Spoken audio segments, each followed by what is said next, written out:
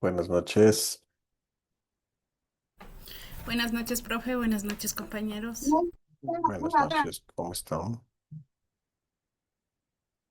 Hola, profe. Buenas noches.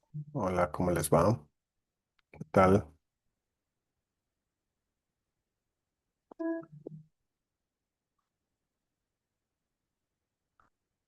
Lenguaje corporal.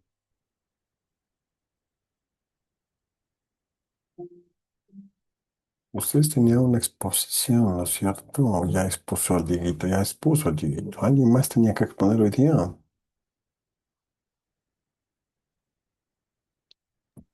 No, que yo sepa, profe. Ok, carito. Bien, entonces empecemos.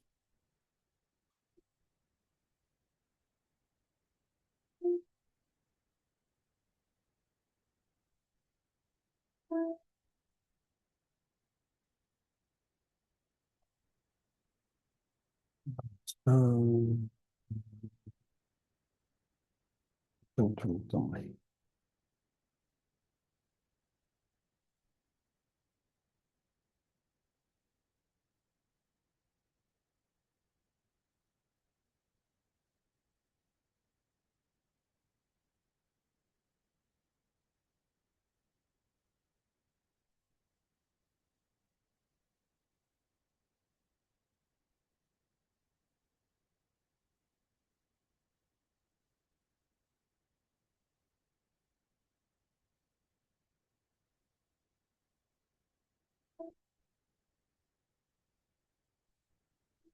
A ver, aquí le vamos a poner a la Dome. Dome, querida. Buenas noches, profe. Te vamos a poner de coanfitriona para que puedas recibir a tus compañeros y compañeras, por favor. Ok, profe. Gracias, don mi querido. Bueno. Tum, tum, tum.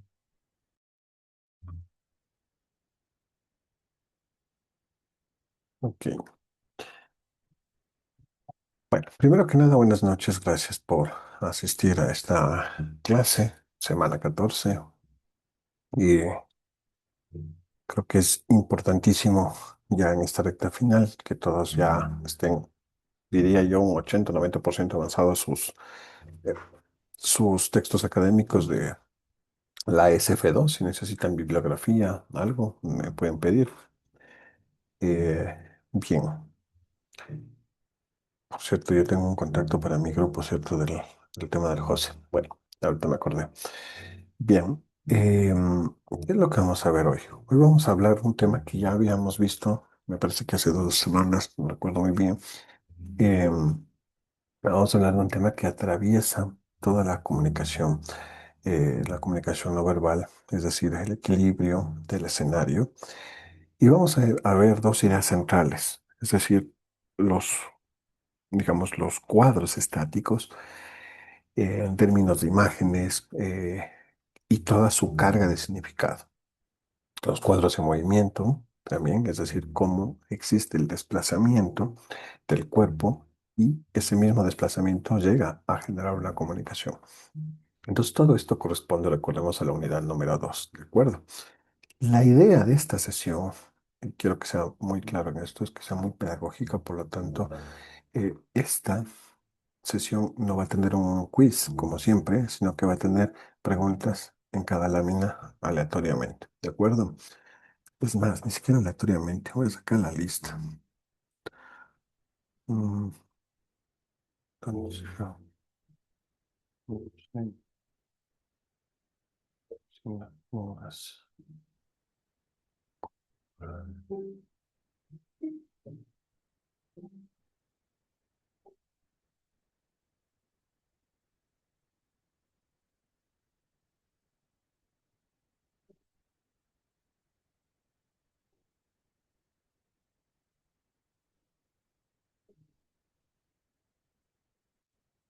la lista. Mm,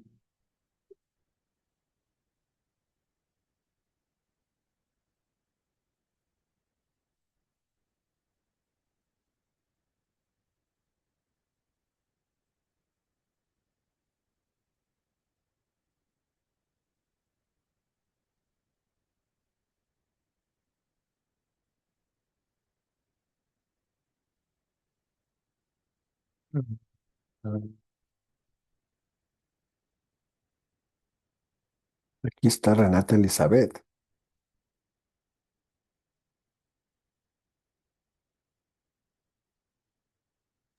No, profe. Ahí está. Bueno, sí. Eh, a ver, ¿qué más podemos? Dalimar, ¿no? Pues estoy con otra lista, ¿no?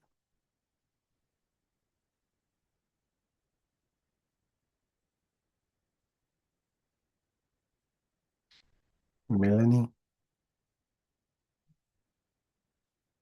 si es la tercera, entonces es otra lista. ¿No? Melanie tampoco, no latino. Sí, profe Melanie, sí. Melanie, ¿qué apellido es Melanie Saraí Aguilar Gamboa. No, cadena.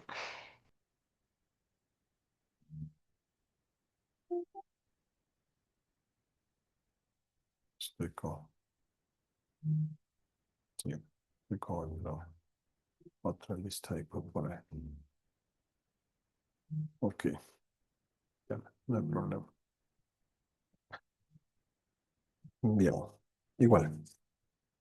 Eh, la idea de esta sesión, les decía, es que ustedes entiendan que un escenario, por ejemplo, un salón de clases, una discoteca, un bar, una plaza, eh, un debate presidencial ahora que vienen de elecciones en términos de las seccionales, una entrevista de trabajo, una videollamada, todas estas no son neutras, sino que siempre comunican algo. Antes de que alguien abra, por ejemplo, la boca o abre, digamos, genera el diálogo, vamos nosotros a entender cómo los fundamentos teóricos generan precisamente información que nos permitan entender cómo se comunica, digamos, ¿no? Y la idea es que vamos a ir trabajando a través de preguntas cortas a lo largo de esta clase, ¿de acuerdo? Bien.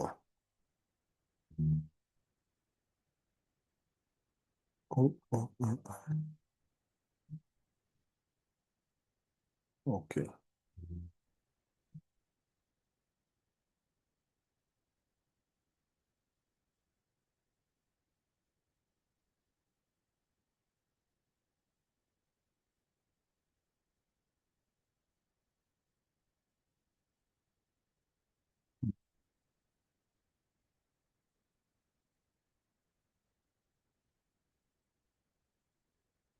Maribel Maya,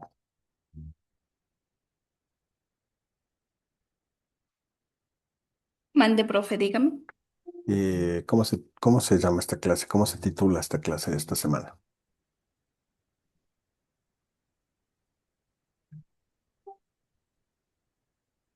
¿Cómo ¿Cómo se dijo? titula? ¿Cómo se titula esta clase de hoy? ¿A qué unidad corresponde? ¿A qué semana estamos hablando?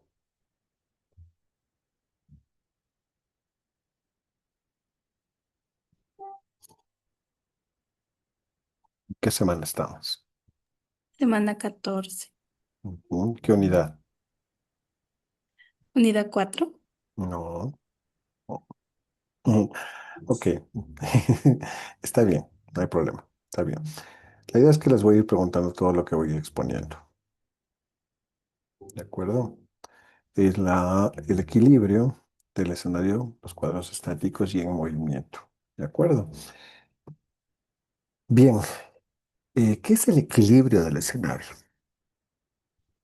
La definición central que ustedes tienen en el compendio, en la plataforma virtual, dice que el equilibrio del escenario es la distribución intencional de cuerpos, objetos y espacio vacío.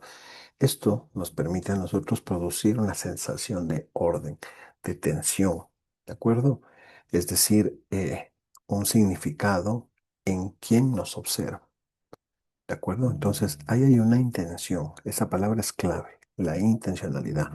Porque no hablamos de que las cosas queden ordenadas por casualidad, sino por una intención.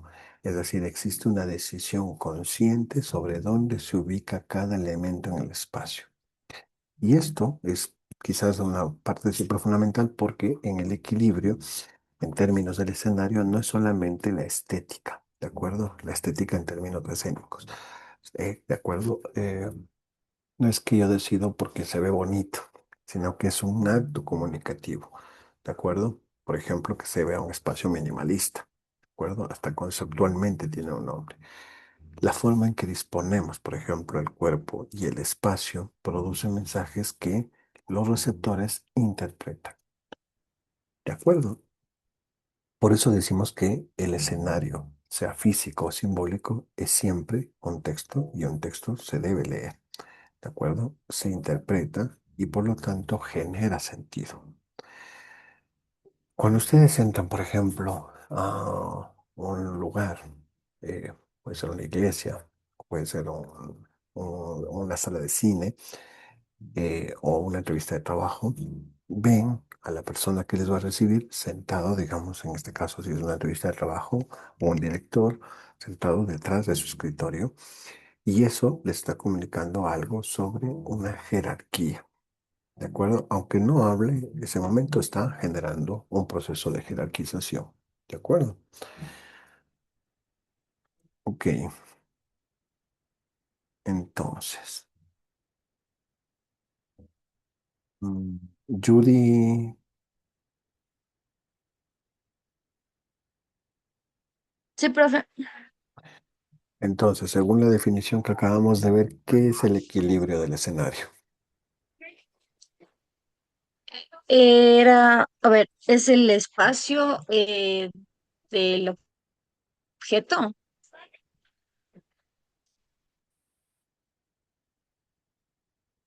No hay respuestas equivocadas. Sami,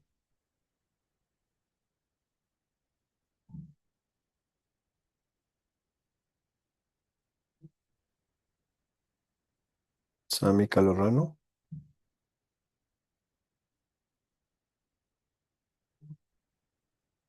Ujú.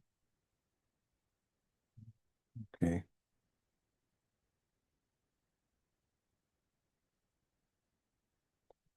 Juanito, Profe, ¿me escucha? ¿sí? Bueno, lo que nos acabo de comentar es que el equilibrio del escenario se vendría a ser como que una distribución intencional de los cuerpos y los objetos, esto en un espacio como para producir una sensación de orden, algo así nos comentaba, Sí, sí. con la atención y el significado que observa ante, perdón, y con el significado ante quien observa. Ujú, excelente. Vane, súper bien. No le aumento ni una coma. Muy bien. Profe, yo tenía una duda. Usted mencionó que el escenario sea físico o virtual, es prácticamente un texto que hay que saber leerlo. Ujú. ¿También se puede hablar como un lenguaje visual ese texto o ese escenario? ¿O simplemente estoy hablando de otra cosa en lenguaje visual? No, claro. O sea, por supuesto que sí. Claro que sí. Claro que sí. Eso, o sea, a ver, en el segundo semestre nosotros vamos a ver una asignatura que se llama semiótica y ahí entra lo que acabas de decir, pero tiene mucho que ver con lo que nosotros acabamos de hablar, es decir, lo que decía el Juan. Es un espacio que hay una intencionalidad de la distribución de los objetos en ese espacio y que a nosotros nos permite tener una sensación de tensión o de orden, ¿de acuerdo? Para los espectadores, ¿de acuerdo? Pero ahí hay una intencionalidad, ¿de acuerdo? Y eso, por supuesto, es un espacio visual, lo estás viendo ahí, por supuesto, si es virtual o estás de lejos, por ejemplo, cuando tú llegas a un lugar o una sala, ¿de acuerdo? Lo vas a ver ahí. Y por lo tanto, efectivamente pasa también por lo visual. Es la estética escénica en ese caso, ¿de acuerdo? Sí, profe, muchas gracias. Ok, bien. Ahora, mm, ya te doy la palabra, Andreita. Espérame un ratito.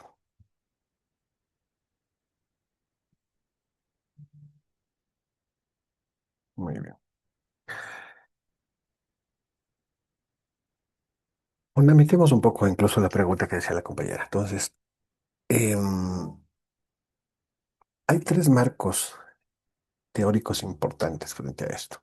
Primero, el espacio prosémico, que ya lo habíamos estudiado y creo que hasta el cansancio, y eso es lo bueno, es decir, son conceptos que se refuerzan y que quizás probablemente lo tienen como concepto, pero todavía no ya afianzamos al autor, que es Hall, ¿no?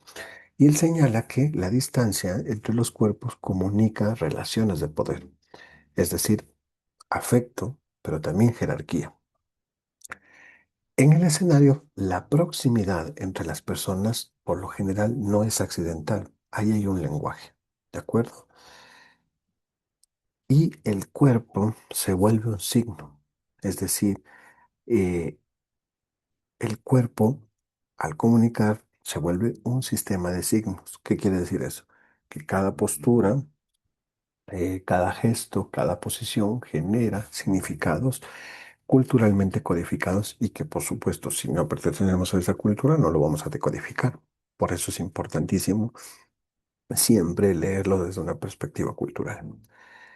Y tercero, tenemos la composición visual, ¿de acuerdo? Entonces, por un lado, tenemos el espacio prosémico, por un segundo punto, que es el cuerpo como signo, y un tercero que es la composición visual, que es lo que decía justo la compañera.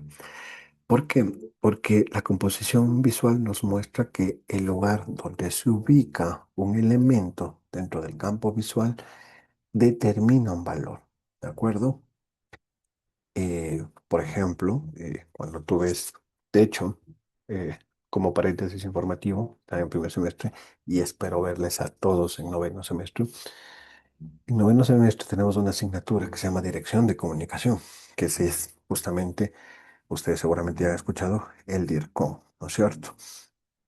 Y en noveno semestre tenemos una parte precisamente que es la de protocolo y relaciones públicas. Y en esa asignatura rozamos otra vez lo que estamos hablando en este momento del primer semestre.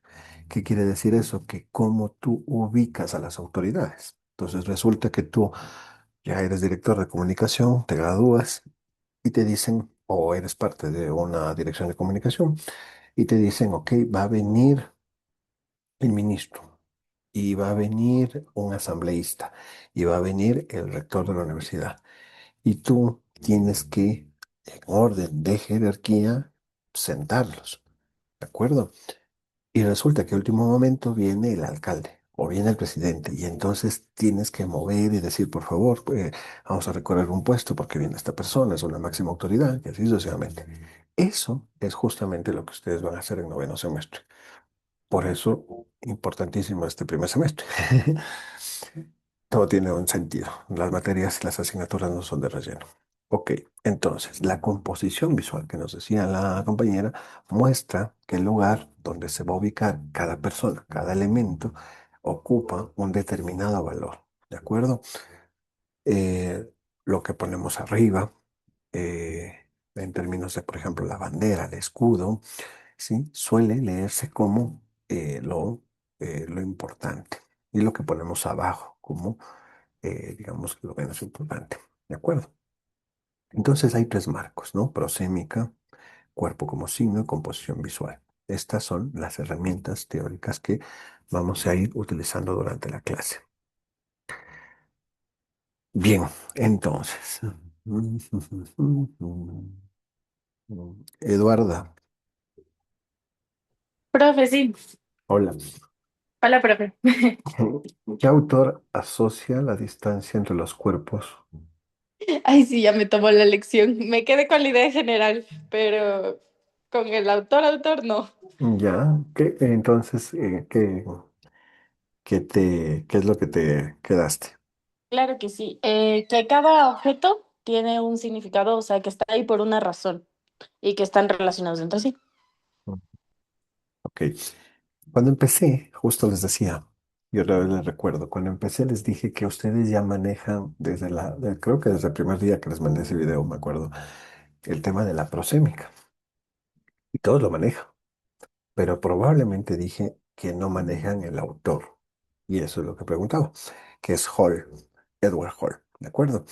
Él es el que habla sobre la distancia entre los cuerpos, esa que conocemos como prosémica, que lo maneja súper bien, Eduardo. El tema de los afectos, los círculos, la jerarquía, las relaciones, ¿de acuerdo? Bien, yo aquí para variar, inventándome cada metodología para llamar su atención en las clases. Ok. Ahora, pasemos a ese primer concepto de estos tres que habíamos visto, ¿no es cierto?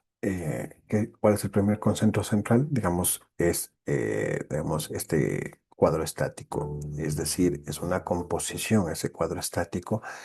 Eh, Imagínate una fotografía detenida en el tiempo, donde los cuerpos y los objetos se disponen de manera intencional para construir un mensaje, ¿de acuerdo?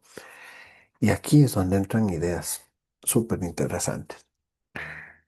Em, el cuerpo congelado en una posición cargada de significado comunica estado emocional, relación, poder, sin necesidad de tener movimiento. Es decir, la imagen estática ya comunica todo eso. Y la segunda es la composición en cambio grupal. Es decir, cuando hay varios cuerpos en escena, la disposición crea jerarquías visuales. Eso lo vemos, si ustedes han visto las fotos de Eloy Alfaro, por ejemplo, ¿no? Se dan cuenta ahí cómo hay una disposición visual. ¿Quién está en el centro? ¿Quién está elevado? ¿Quién mira a quién? Todo eso construye una jerarquía que nosotros eh, leemos de manera automática ya. Y el otro, volvemos a la duda de la compañera, el peso visual. Es decir, un cuerpo inmóvil puede dominar toda la escena, porque existe un peso visual. ¿Qué quiere decir eso? Que nuestra mirada se dirige hacia ese espacio, a ese peso, hacia donde el diseño de la escena nos quiere llamar la atención. Cuando vemos, por ejemplo, las fotos de la selección del Ecuador, eh, no vemos a las esquinas, por lo general siempre miramos al centro, ¿viste? Y eso funciona así. Estamos, digamos, predispuestos a eso. Ok, ahora pasemos al cuadro en movimiento. Alexa, ¿quieres decir algo? Prefiero una duda, o sea, cuando utilizamos la parte de más o menos como que enfocarnos al punto donde usted dice, en el claro ejemplo de la selección, Mm. ahí, o sea, también se podría utilizar como que un análisis de la posición corporal de los jugadores para Claro. saber más o menos, bueno, como en los videos de TikTok que sacaron, ¿no? De que posiblemente amenazas, todo eso, o sea, podríamos indicar factores algo así asociados a la parte de la expresión corporal. Por supuesto que sí, por supuesto que sí. De hecho, por ejemplo, en en X hay muchos análisis sobre los disparos de penal. Es interesantísimo eso, porque, o sea, digamos, al momento que están los primeros planos de frente al penal, empiezan esos análisis de está nervioso, ya dudó, ni sé qué, ni sé cómo, ¿no? Entonces, y en la mayor parte, un 80% aciertan, ¿eh? Es decir, aciertan en que no lo hace. Por ejemplo, más bien el que no han acertado es con Messi, que siempre dicen que lo hace y nunca lo hace. Pero sí, efectivamente, eh, es importante, digamos, generar, digamos, esos análisis son interesantes, replantearse esos análisis del cuerpo. Ok. ¿Respondí tu pregunta? Sí, profe, muchas gracias. Ok. Entonces, ¿cuál es el cuadro en movimiento? Obviamente, si arriba hablábamos de estático y era la fotografía, el de movimiento va a ser una película. Entonces, aquí hay tres ideas clave. Primero, la kinésica del desplazamiento, ¿ya? Ustedes tienen en el compendio un autor que muestra que todo movimiento corporal genera significados relacionales. Es decir, no existe el movimiento neutro, ¿de acuerdo? Es decir, cada trayecto que recorre un cuerpo en el espacio comunica algo. No es, digamos, por inercia. Segundo, el ritmo y el tiempo. Es decir, la velocidad del movimiento produce connotaciones distintas. La lentitud se asocia, por ejemplo, con solemnidad, con poder, pero por ejemplo en el deporte puede ser como fatiga, ¿viste? Y eso es mucho, ¿no? En términos futbolísticos hay mucho dicho sea de paso. Cuando los jugadores no corren tras el balón, entonces dices, ya, o sea, ya están perdiendo, ya no les importa nada, quieren que se acabe el partido. Pero también está la rapidez, la urgencia. Entonces, el ritmo es una forma de retórica no verbal.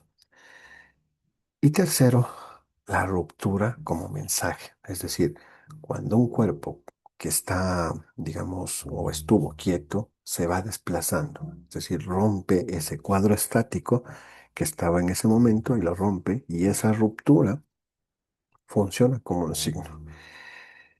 Y esa ruptura puede señalar además conflicto, cambio, decisión, revelación. ¿De acuerdo? Em, Si ustedes recuerdan, por ejemplo, en la escuela, en el colegio, un profesor seguramente estaba quieto en su escritorio y de repente se paraba y empezaba a andar de lado a lado, ¿de acuerdo? Entonces, esa, ese movimiento, que sea pequeño, cambia la dinámica, ¿de acuerdo? De atención, porque ya no está quieto, sino que alguien empieza a moverse. Ok, entonces, pregunta.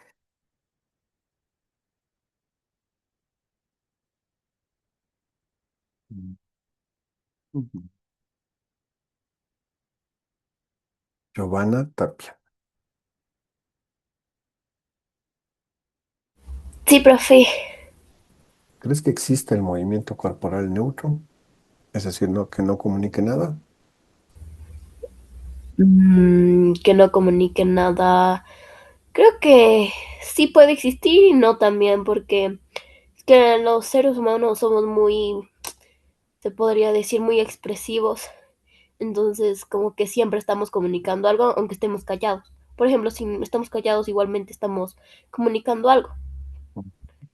Ajá, Claro, entonces es como que no sería tanto que no comunicamos nada, porque siempre estamos comunicando aunque no hagamos nada. muy bien, súper bien. Aunque al principio como que me quedé como, pero al final ya lo lograste encaminar. Correcto. Siempre generamos significado, siempre. Es decir, no hay movimiento que no dé a comunicar algo. Cada movimiento comunica algo. Muy bien. Ok. Alguien está. Juan, ¿quieres decir algo?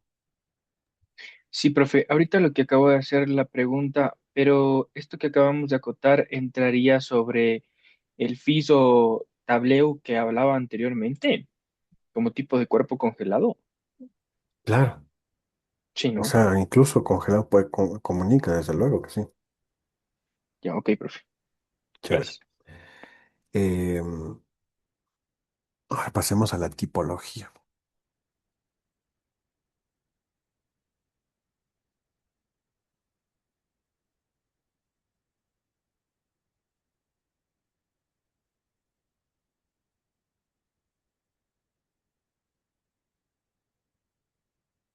Ay, no, esto es de etnografía digital, de la clase anterior, perdón.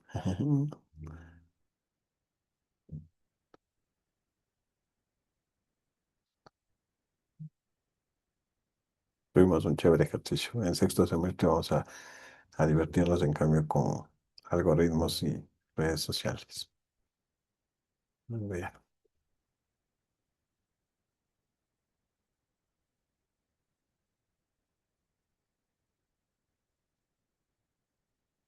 Ok.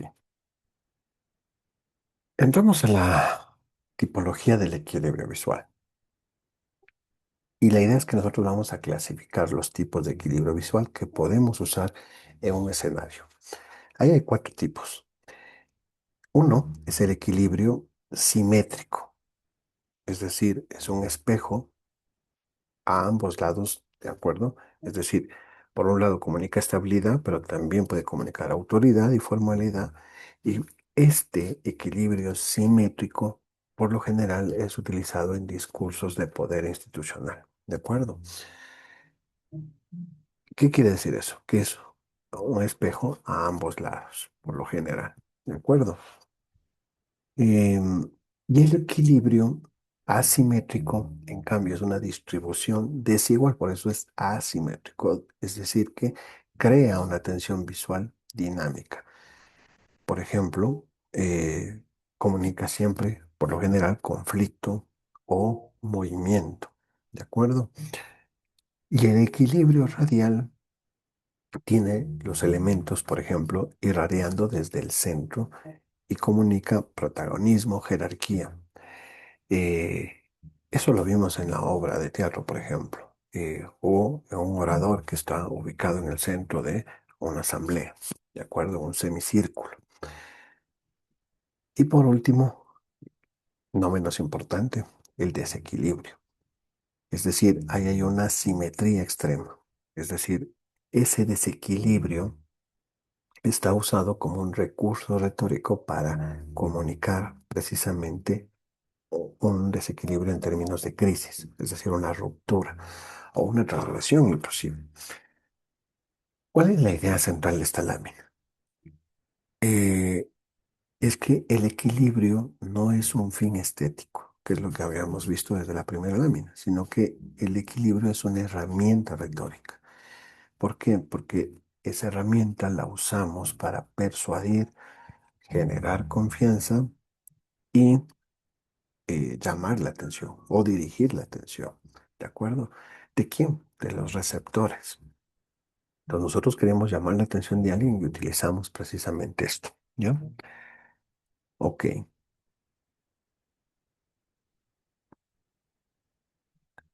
Vamos a la parte favorita de ustedes. Ah, joder.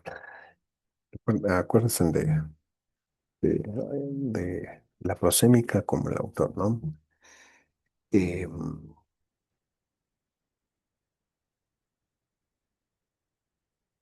este autor define cuatro zonas. Ya habíamos visto eso y seguro se la saben de memoria. La zona íntima, la zona personal y la zona social.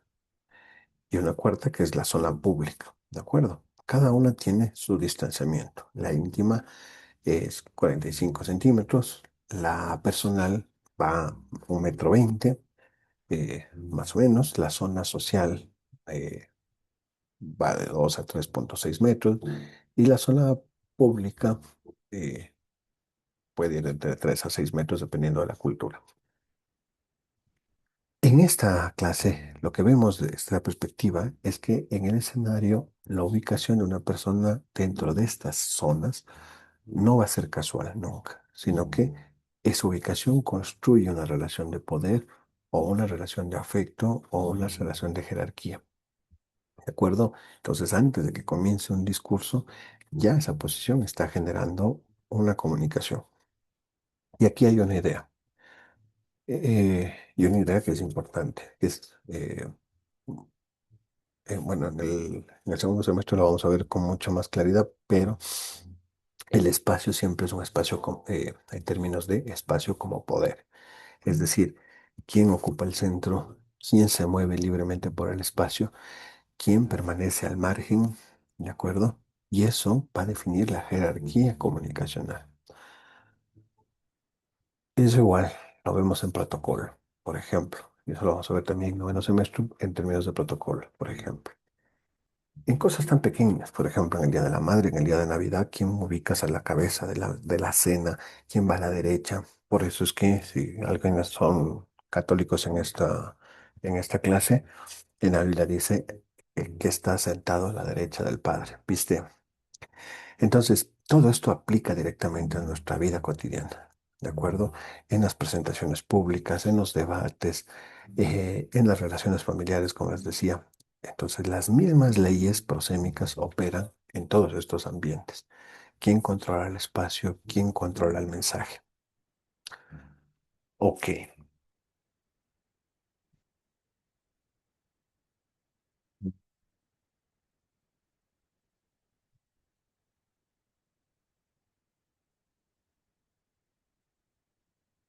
Babeli, Sí, profe. ¿cuáles son las cuatro zonas de la prosemia?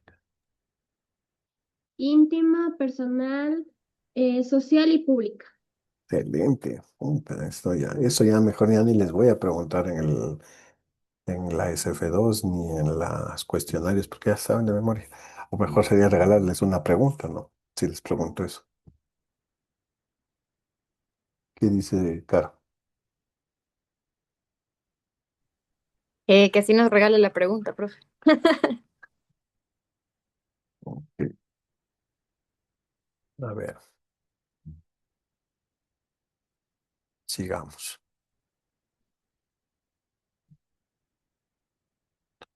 Eh, la Rosita Guevara ya habló, ¿no?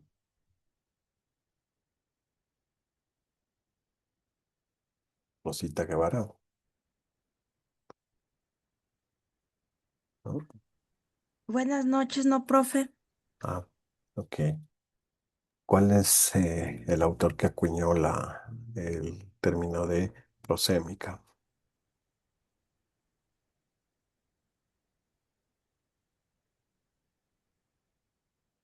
¿Cómo me dijo la pregunta? ¿Cuál es el autor que acuñó el concepto de prosémica?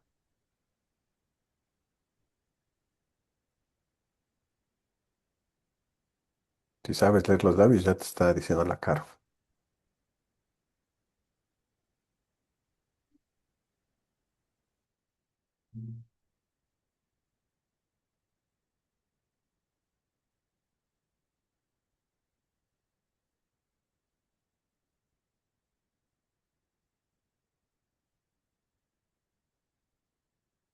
Pasó. Rosita. Profe, es el autor Edward. Ujú. Muy bien, muy bien, muy bien, muy bien.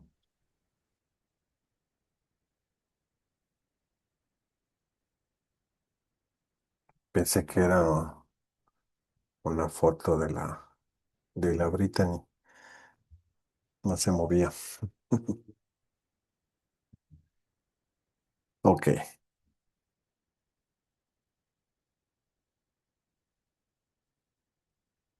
Ahora ven, esta lámina que ustedes tienen aquí intenta profundizar el cuerpo individual como texto que se lee. Esto me parece que es algo que es clave porque aquí hay cuatro elementos. Uno, que es la postura abierta versus la postura cerrada.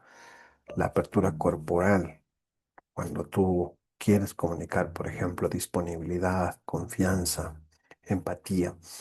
Y la postura cerrada, que por lo general implica defensa, subordinación. eh, y esto, digamos, a nosotros nos permite, digamos, tener una,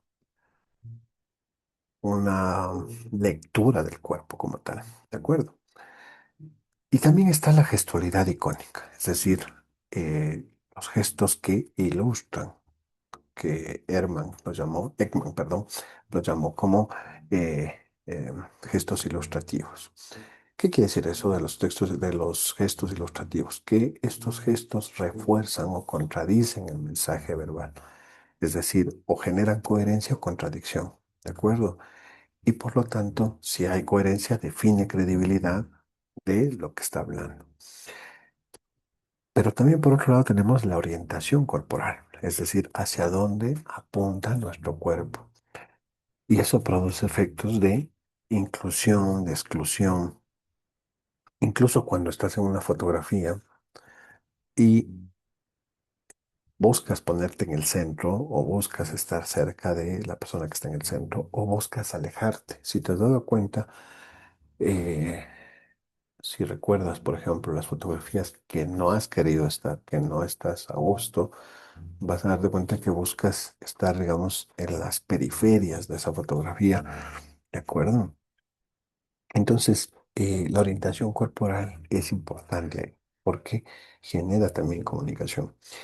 Y el silencio kinésico, es decir, la quietud absoluta, puede ser también una expresión. Por ejemplo, el cuerpo cuando está detenido funciona, digamos, como esa pausa, ¿no? Esa pausa de la retórica. Me acuerdo que la primera clase, ya estamos en la recta final de este semestre, pero hablábamos de que el cuerpo habla antes de que digamos, la boca pronuncie palabras. Y eso implica que cada postura es una declaración. Por eso es que leemos los cuerpos. Entonces, cada gesto es un argumento que te contradice o que te refuerza y que cada desplazamiento es una estrategia precisamente para reforzar esa comunicación. Ahora, bien, em,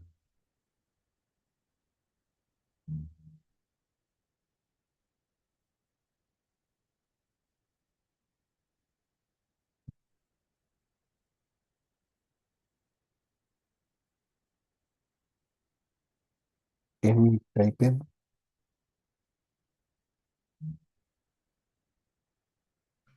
Sí, profe, buenas noches. ¿cómo estás? Buenas noches. Cuéntame, ¿qué comunica una postura corporal cerrada?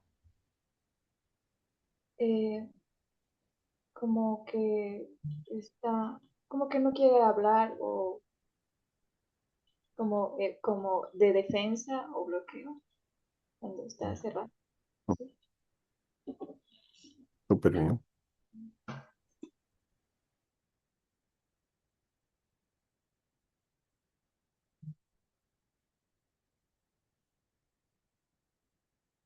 ¿Dónde están las láminas?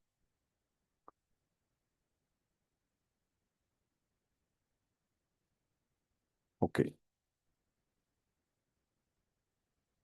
Y llegamos a nosotros al punto donde vamos a ver cómo estos conceptos operan en contextos reales de poder y de comunicación pública.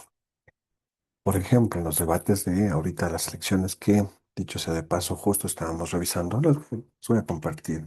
Esto es importante porque creo que puede servir de inspiración para ustedes. Ya justo cerrado. ¿Dónde está? Un segundo. Tendencias. No.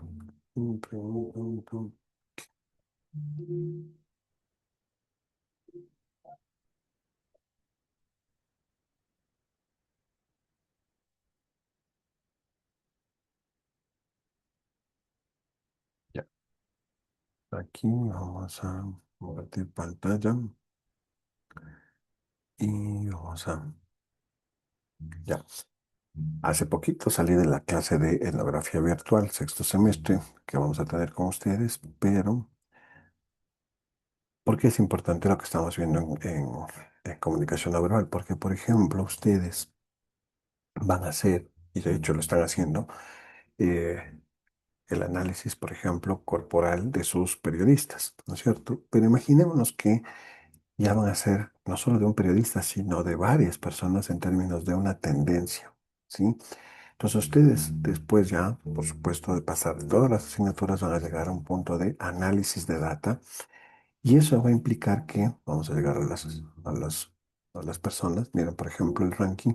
Ustedes van a ver los análisis corporales de, en este caso, los candidatos, ¿de acuerdo? Y también van a reconocer, por ejemplo, las cuentas de los influenciadores y analizar su comunicación no verbal, ¿de acuerdo? Por eso, esta asignatura es clave y es transversal, como les digo, casi a la mayor parte de asignaturas. Segundo de ley en semiótica, en sexto en educomunicación y etnografía, en sexto y en dirección de comunicación. Ya, entonces sigamos. paréntesis pequeño para que se inspiren y verlos a todos en los semestres continuos. Entonces va a haber debates, por supuesto. Y el podio y el ángulo que el camarógrafo toma para construir la sensación de autoridad de una persona en términos de un candidato, eh, Pierre Bourdieu lo resume con una frase que me parece que es importante. Dice, quien controla el escenario controla la percepción. Por eso es que es importantísimo. Si ustedes recuerdan, en las redes sociales eh, se habla, después de los debates, se habla de justamente el control del escenario. Es decir, quién llegó con un sombrero, quién llegó no sé qué, quién llegó con chaleco antibalas. Lo mismo pasa en el mundial, ¿eh? Es decir, si quieren verlo así metafóricamente, hay un tercer tiempo donde se disputa el relato de el fútbol. En el caso de Argentina versus Cabo Verde, me parece que era, eh, se disputó precisamente esa narrativa, ¿de acuerdo? Entonces ahí es donde se controla el escenario, ¿de acuerdo? De la percepción y la disputa del relato, por supuesto. En la comunicación televisiva pasa algo similar, es decir, el presentador está ubicado al centro y atrás, por ejemplo, es la ciudad, estos fondos, ¿no? Y comunica de alguna manera objetividad. Mientras que el entrevistado, por ejemplo, está ubicado de manera lateral. Entonces, comunica que está subordinado a la entrevista, es decir, al interrogatorio. En espacios corporativos, académicos o pedagógicos, aplica lo mismo, es decir, en las reuniones de trabajo, la disposición de la mesa, la disposición de las sillas, produce la jerarquía organizacional. Y en el aula, el movimiento del docente también es una herramienta de gestión comunicacional. Y por eso en esta clase siempre estoy tratando de mover las manos a cada momento. Em, Esto significa que estos conceptos no son solo teoría en términos abstractos, sino que están presentes en la parte cultural, en la parte política, en la televisión, en la parte corporativa y en la parte académica también, ¿de acuerdo? Entonces, em, pregunta.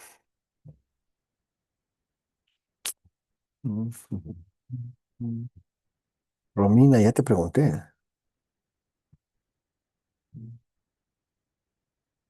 Romina, No, dicen. no te he preguntado. Pues ahorita te voy a preguntar ya que te vi despistar. A ver, ¿qué logra quien controla el escenario?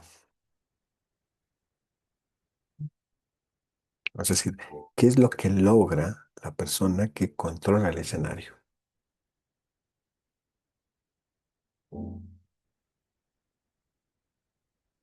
Hay un autor, hablamos de Pierre Bourdieu.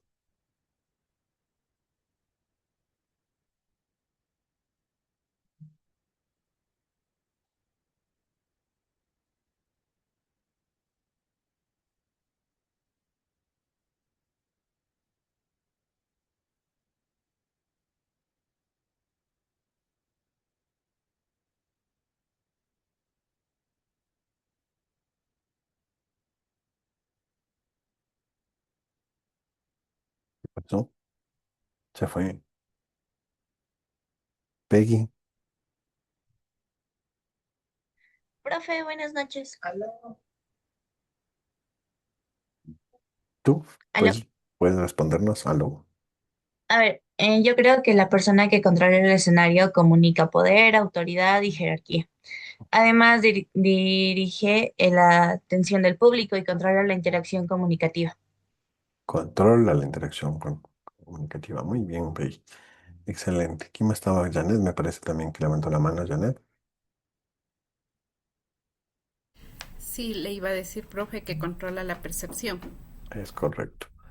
Muy bien. Ok. Muy bien, muy bien. Me encanta.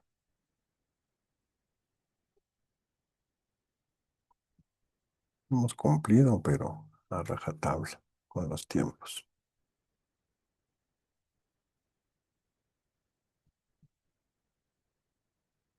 ¿Preguntas? Oiga,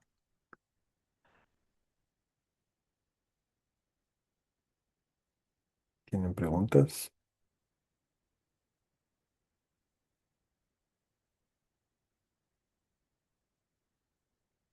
Romina, ¿ya volviste?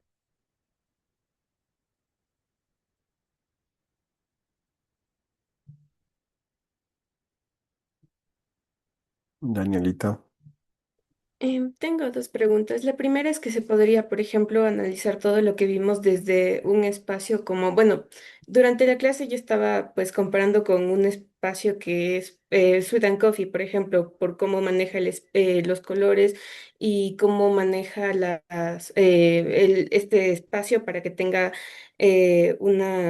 un orden y pues tenga coherencia con lo que están diciendo y también sobre la proxemia, por ejemplo, el tener una barra que diferencie a quién quién está tomando las órdenes del cliente. Entonces, no sé si se podría también analizar ese tipo de casos con todo lo que hemos visto. claro, claro que sí.